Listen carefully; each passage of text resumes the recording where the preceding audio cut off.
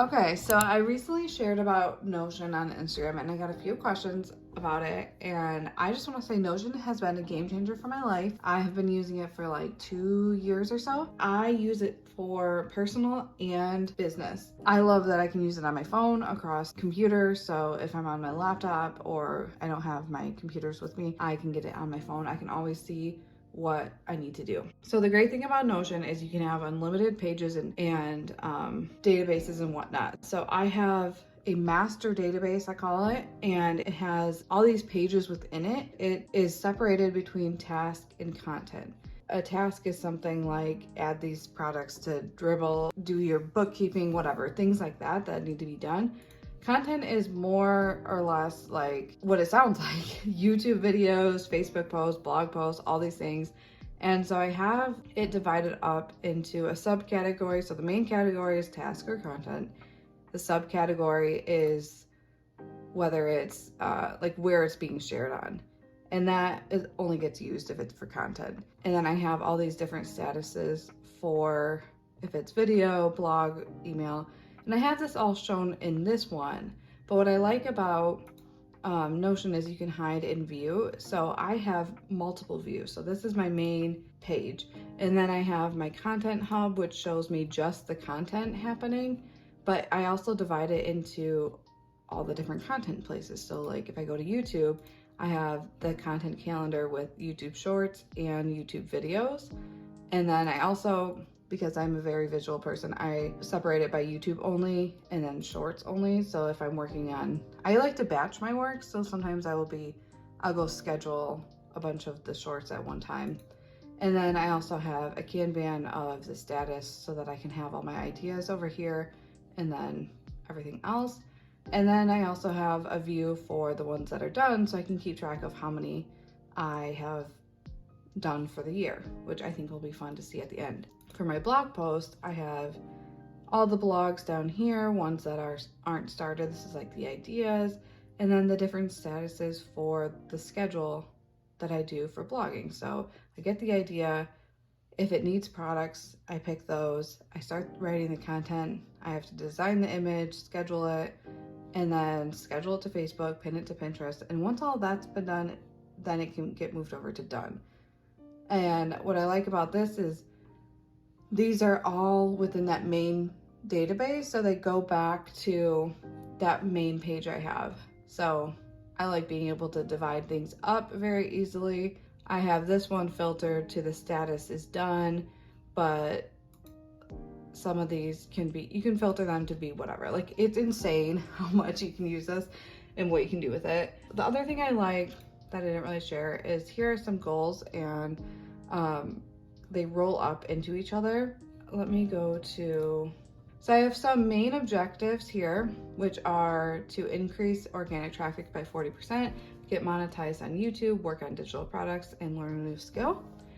And those objectives have key results, things that can be tracked easily. So then the key results like roll up into each other. So like all the monetized ones, all these goals roll up into this. So I'm 22% there, but for an individual task, I might be 4% or 92%, something like that. So that's that. Okay, and then I also, this is kind of the main thing I use lately because I just can't remember where I've shared things. So this is separate from my main database and these are for my digital design. So I have ideas that I want to make. If I'm designing them, then the next part is to mock them up, get them ready for a listing, pin them. Once they're ready for listing, they go over here. And this shows you, I have 59 products that need to be uploaded to my website, 13 to Design Bundles, 148 to Etsy because I'm honestly not sure what I want to upload there, 41 to Creative Fabrica, 24 to Creative Market, and then 91 that are done. So this kind of helps me, like I usually can just upload to one place at one time. So I get everything done on Design Bundles and then go to my website and then bounce around. And you can sort it by name or whatever. So what I do is I give emojis to common things. So like I did a bunch of coffee SVG. So I had the title have a coffee emoji. And so now if I want to go upload all the coffee ones to my website and everything like that, I can just search for the coffee emoji and then those all show up. Same thing with like my printable cards. I did a little envelope with a heart, so I can just look at that and see like, okay. It kind of makes it easier when you're doing the same listing on multiple sites, or you just want to do the same type of product and on one site. That kind of makes things easier. I have it sorted by ABC order so that all the same emoji types go together. So I might have a bunch of printable cards and I don't want them all scattered because then that's too hard to find them. So basically, once I upload something to Design Bundles, I just drag it over to here, or I just remove Design Bundles from where it needs to be listed. And once it's listed everywhere, I put it in the archive, and then it goes on to needing a pin graphic and things like that. So that's my complicated thing there. This video could go on forever. I have been using it for so many things. I don't even think I touched the surface on what all it can do, but yeah, it's basically helped keep me so organized. I do two things. I have a paper planner and I have Notion, and I kind of use both, and that seems to be working for me. So like I said, some of my goals are to get monetized on YouTube, increase organic traffic, and learn a new skill and work on digital products. So those are the main objectives. So some of the key results to get to those points are, for YouTube, I want to obviously have 1,000 subscribers, 4,000 watch hours, but then I also divided it up and said I want to make X amount of videos per quarter, and that's a more tangible thing I can work on and strive for. So that is all funneling into the objective for YouTube. And then for traffic, I just have some stats on my sessions and blog posts, and then the tangible thing I can work on is how many blog posts I'm writing. And I can't really track this, but just knowing that I need to continuously work on my SEO for my products on my website, that's kind of something that's going to lead to more traffic. For learning a new skill, I want to enter 12 spoon flower challenges. This doesn't mean they have to be monthly, but I just want to make sure that I'm working on that, because I really do enjoy doing them. It's just a matter of remembering when the deadline is and getting something done in a short amount of time. And then I also have some things that I want to make this year.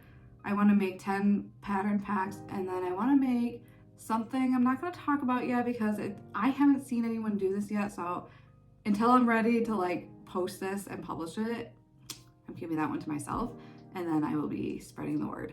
But there are a couple things there that I want to make sure I don't forget this year. So I put it all under the learning a new skill category, even though it's not really like learning something new. It's just making sure I set out to do something that I wanted to do that I haven't done before. So that's not going to really contribute X amount of dollars or X amount of views, but it's something that I want to do, and I want to make sure that I have it tracked so that I can come back to it like in a couple months and be like, I forgot I wanted to do that. Let's go work on that, because that happens every single year.